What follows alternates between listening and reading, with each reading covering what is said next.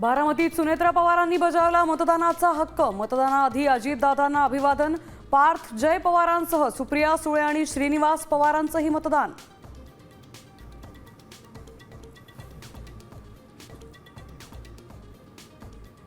राहुरीत महायुतीचे उमेदवार अक्षय कर्डिलेंनी बजावला मतदानाचा हक्क। महाविकास आघाडीचे उमेदवार गोविंद मोकाटेंशी थेट लढत। प्राजक्त तनपुरेंची भूमिका मात्र अजूनही गुलदस्त्यात।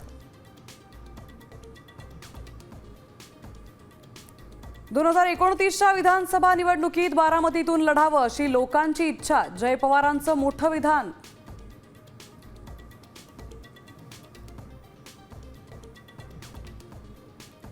राष्ट्रवादीचं विलीनीकरण झालं असतं तर 2029 मध्ये अजितदादा मुख्यमंत्री झाले असते। आमदार रोहित पवारांचा मोठा दावा।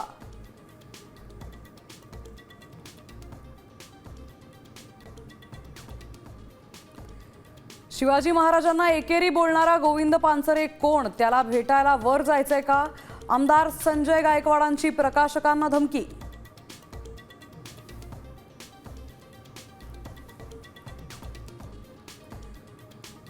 आठव्या वेतन आयोगानुसार सरकारी कर्मचाऱ्यांना 10 लाखांचा एरियर्स मिळणार। फिटमेंट फॅक्टर 3.83 लागू झाल्यास मूळ पगार 18,000वरून थेट 69,000 होणार। सूत्रांची माहिती।